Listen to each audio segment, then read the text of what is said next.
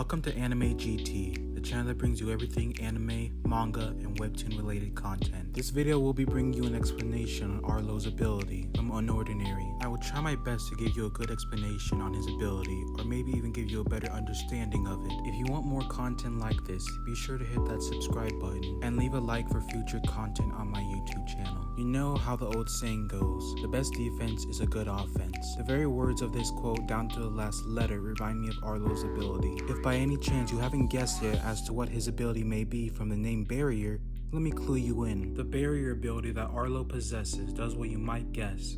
The ability essentially creates transparent, dome-shaped force fields that the user can use to protect themselves with. Thus far, in the Unordinary webtoon series, it seems to be the strongest out of all the abilities when it comes to defensive power. In large part, what really makes this ability really interesting, personally speaking, is the fact that it can reflect the damage taken on the force field, sending back the centrifugal force of an attack the opponent dealt to the force field, turning a simple ability that solely relies on defense into an extremely dangerous offensive ability. The showings of damage reflection can be seen in episodes 16, 56, and lastly 154. This ability almost has no faults within itself. Because of the special nature of this ability, it lets the user create a near unstoppable defense, creating convenient openings on itself as to let people walk through it, dealing heavy amounts of damage without even having to get close and personal with their targets. It's no wonder any user that gains an ability such as this would be considered god tier within the Unordinary universe. Nonetheless, the Barrier ability can be used as a trap that can quickly change its constructed size, depending on if the user wills it to change. This ability can even be used to protect allies from incoming danger.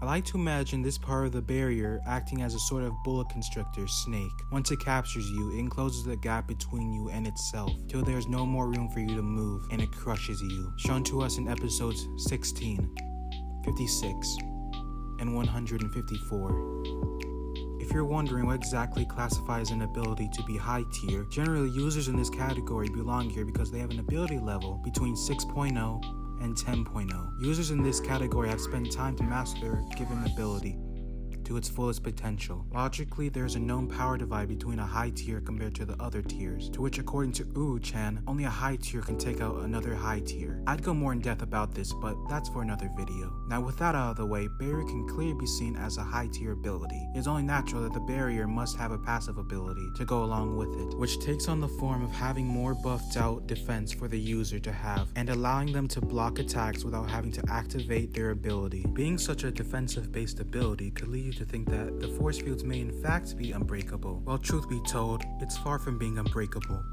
And the attacks dealt to the force field that manage to break it, or even crack it, give damage back to the user. And to further add to that, any damage done to the Barrier will stay on it for the duration of the battle. Barrier users seem to only be able to use one Barrier at a time, although only time will tell. Well, that's the end of today's video, so let me know your thoughts down below and make sure to subscribe and hit the bell icon for more videos. See you guys next time.